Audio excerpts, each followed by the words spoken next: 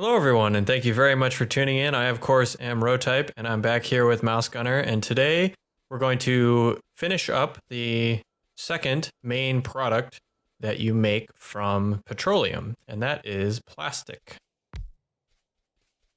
So plastic is actually pretty simple, at least compared to sulfuric acid, which we have over there. And it really only gets complicated when you try to be clever and squeeze it in like I'm about to try and do. But hey, I was clever and it worked out with the sulfuric acid, so let's try again and see if I can be clever with the plastic. Because this always works out, right?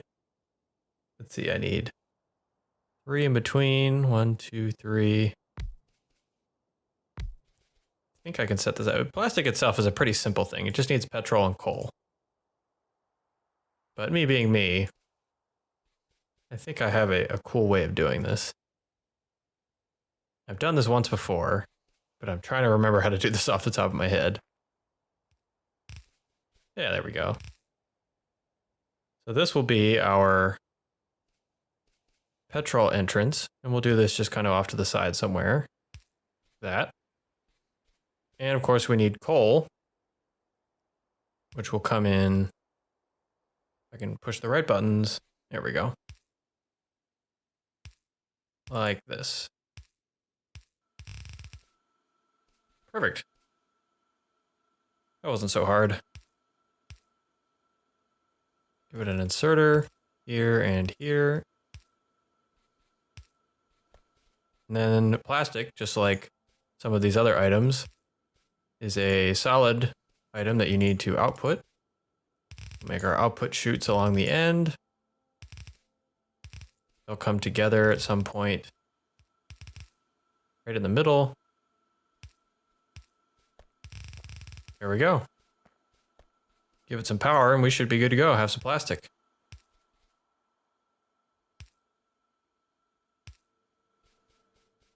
Okay, what's left? We got some petrol. We just need coal.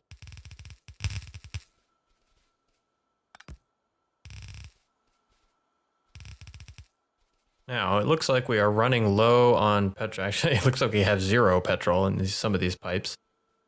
Might have enough to actually run, maybe. So does that mean we need to have another refinery or? Yeah, so let's take a look here. It looks like you can tell both the sulfur plants and the plastic plants are not running. And looks like they're not running because we have low petrol. So we'll come running over here. And yeah, so you can see that both of these are operating. They're not backed up, any of those problems we talked about the last couple episodes. So yeah, the solution really is we have enough crude, we just need more refining. And I don't have, well, conveniently we have stone brick made right here. Pick up a bunch of stone brick. What am I lacking now? Steel, okay. Need to go get some steel. And as you can see, it looks like we are starting to tax our factory a little bit. Our steel production is very, very low. And especially now that we start producing oil items, it's really easy to run low on oil. So we'll have to keep an eye on that as well. And while that's happening, I will go ahead and put plastic on the bus because different people have different theories on what you should put on the bus. The way I generally like to operate is with plastic as one of the items on the bus. If I had any underground belt, I could actually do this. While I'm running by, try to remember to put some lights in different places. Where do you want it on the bus? And I got your underground belt. So I think I want it in this column I'm kind of running in, or this row I'm running in right now. So let's say here. Put it right there. And we might need 2 columns. I guess I should stop calling them columns because they're horizontal. 2 rows. But for now, I think 1 is fine. And if we find that we will need 2, we can add a second one. Now, I was running over here for underground belt. And producing light bulbs as well. Here we go, underground belt. Should have taken the car. It's like that time you think you can walk somewhere in real life, and you get there, and then you realize you have to walk back. And just, should have taken the car. Speaking of car, where's mine? It's down there. It's surprisingly easy to lose your car in this game. I blame it on the things you can't do while in the car. Because then you have to get out. Well, they need to maybe make the icon on the mini-map bigger, you'd think. Yes, that would help. Because you can barely even see it, at least when I look at it, it's just a little dot.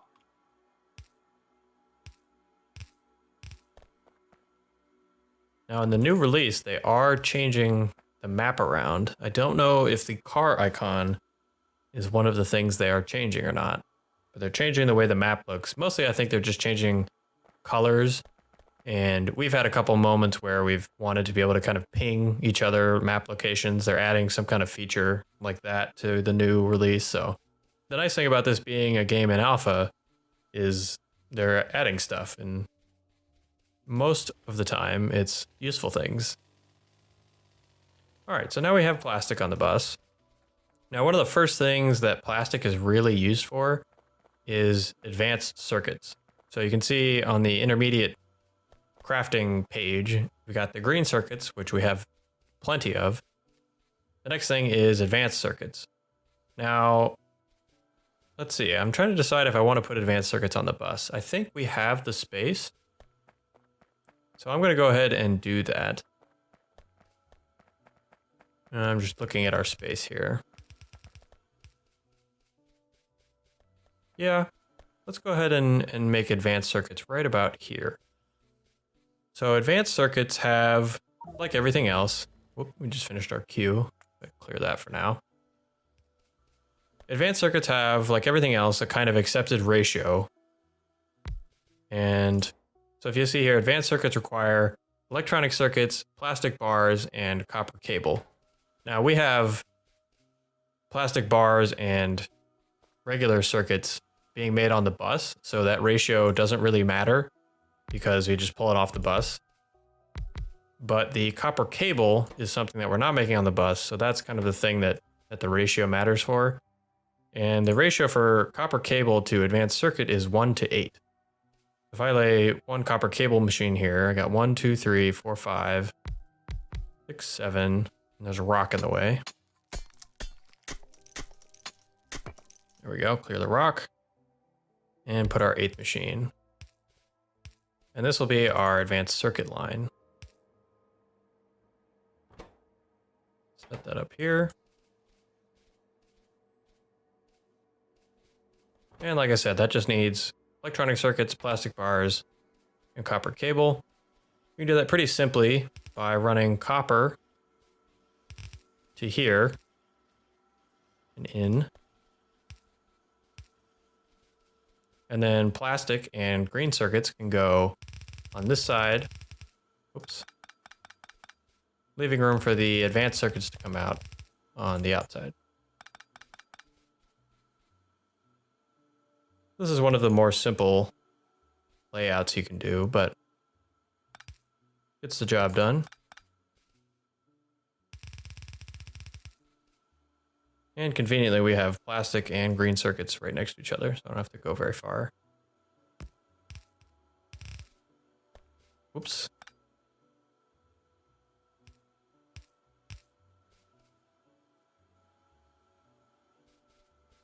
Now, how do I want to split this off? I've done it again. I've not left myself the normal amount of space for the bus.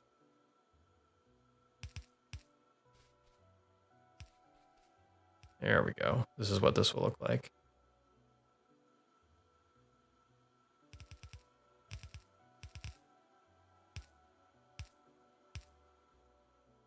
Okay.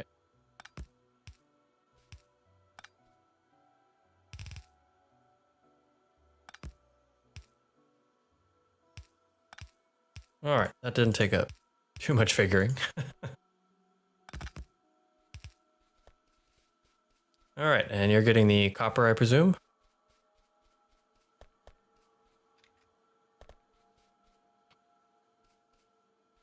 Yes, but I'm having problems in my brain getting it to work. This game will do that to you. Problems of the brain.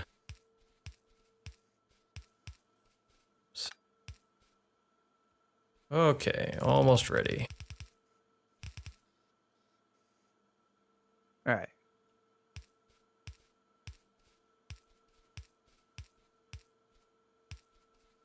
All right, how are we doing? Almost have it. Good.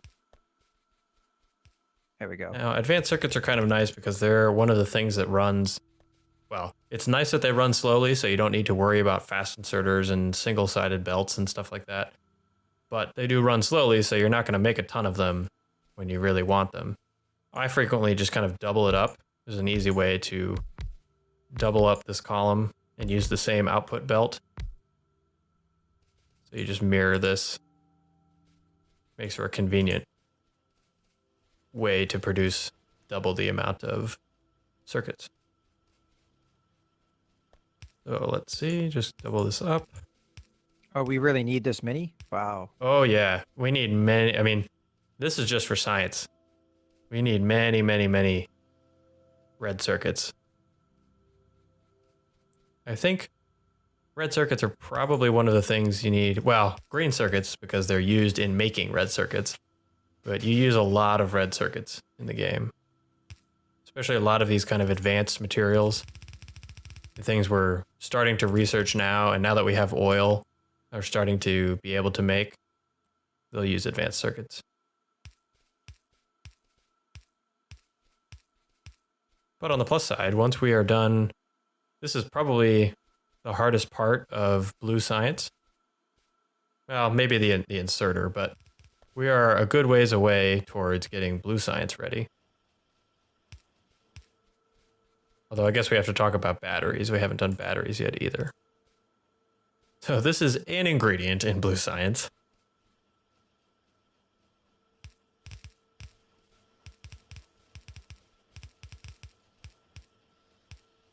There we go. I need power. There we go. And how are we coming on the copper? Perfect. So now we have advanced circuits. Let's take a look at the blue science. So you'll see here the blue science requires a battery, an advanced circuit, a filter inserter, and a steel plate. So we got the steel plate. We've had that for a while, no problem. We're now making the advanced circuits. The next thing is battery and filter inserter. So filter inserters are pretty easy to do. I'm just going over here to kind of show you the setup we have over here. I'm just going to copy the same setup here, except we don't even need these first 3 rows here. I guess we need the gear factory, but basically we just need this three line chain because these are our filter inserters. So we'll just duplicate that up here by science, and that's no problem. The next thing, the hardest thing really, is batteries. Now batteries are another thing that's going to require chemical plants. And batteries are going to be the first thing that we are going to be making with chemical plants down here on the bus. So far, most of our chemical plants, or all of our chemical plants, have been back up near the raw bus. Some people put batteries on the main bus. I don't. I like making sulfuric acid up there and kind of dumping that onto the bus. And the way I make that decision is basically if the ingredient has either multiple things that use it, or if it has, well, I guess that's the either or. If it has multiple things that use it, I put it on the bus because then you can just pull off and use it. If it has only a few things that use it, and there's a specific ratio, an easy way to calculate, I need this many chemical plants or this many plants to make it per things I'm consuming, I tend to actually make it on the bus locally. Batteries are one of those things where it obviously depends on the thing you're using batteries for, but you can almost always have an even number. You can say, okay, X number of battery chemical plants will make the exact number of batteries I need for Y number of whatever product I'm making. So that's a reason I tend to put it on the bus. But like I said, some people don't put it on the bus. They make it ahead of time in like batch format. You know, nothing wrong with that either. I might not have left myself enough space here, unfortunately. Let's see if we can squeeze this in.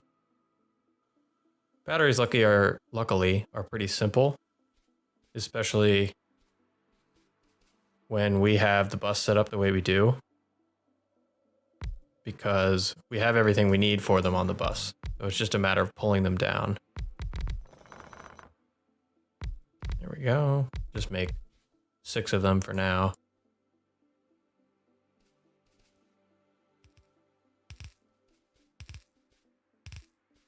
Because batteries just need sulfuric acid here, which, as I mentioned, is already on the bus somewhere. I just got it for you. Perfect. There we go. We'll get sulfuric acid. And then the other belt, which I'm going to run right in the middle here. I press the right button. There we go. Is going to be a half copper belt and half iron belt. And we'll just pull that out. There we go. And the batteries will come out on the sides. So pretty simple. Again, your first build might not look this kind of interwoven. This is something I've practiced and worked on, but it's a nice way to compactly build a handful of batteries. Now let's see, I need inserters. I have some of those. Ooh, iron plates are looking a little...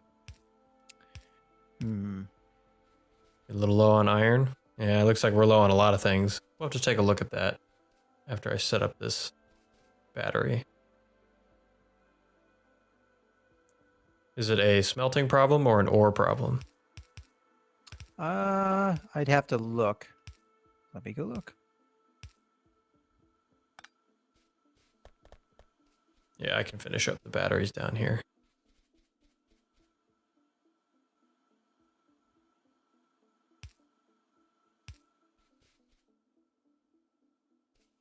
It appears to be an ore problem. Ah, okay. We need to make our train a little more efficient, it would seem. Yeah, definitely an ore problem. All right, let me go see what's going on.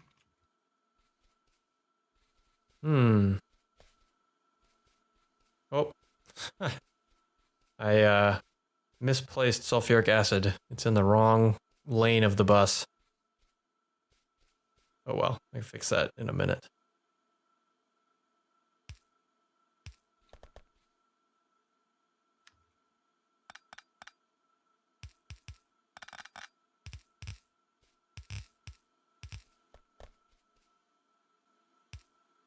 Interesting. How's that?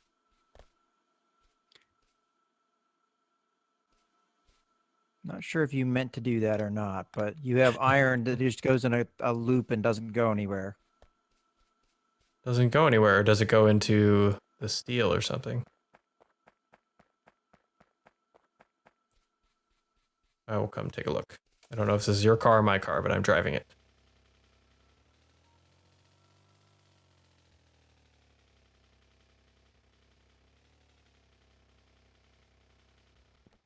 Ah, I know what you're talking about down there. Mm-hmm. Yes. I mean, that's not really the problem, but there is a good chunk of iron that isn't going anywhere. So I see what happened here. So these are, I believe we referenced this, but I never actually made one. This is a 3-to-1 belt balancer setup. 3 of them next to each other. So just this kind of piece here is a 3-to-1 ideal balancer. So it'll take these 3 inputs and evenly take the 3 inputs and spit them out into 1 output. Now, the reason this was stuck is I had it hooked up here, which is incorrect. You can notice on this one, it's out of this spot. Gotcha. So that was my mistake for building it that way, not hooking up correctly. But that does explain this little loop. And like I said, I believe we mentioned this before, but I didn't actually build one. But now we can see that I've built one. You'll also notice now, this is taking a full saturated belt in and not saturating the output belt. So it would seem obviously not ideal. I'm going to go ahead and drop these fast splitters in and you'll see that should remedy the problem. Yeah. So you can see the difference right about here where it was not saturated. Now it's saturated. So there's a reason to start using fast inserters. And in fact, I'm going to start dropping them in some of these other places because they will help you maintain your belt efficiency as you start getting these more and more loaded belts. So it looks like we do need to go find ourselves some more iron ore, but looks like that will have to be a task for next episode. So anything else to add? Well, no, nothing happened down here that's worth looking at. Anyway, oh, I hope you guys the car is have damaged. The car is damaged for no reason at all. Yes. So I hope you guys have enjoyed the video. This is MouseGunner and Rotype signing out.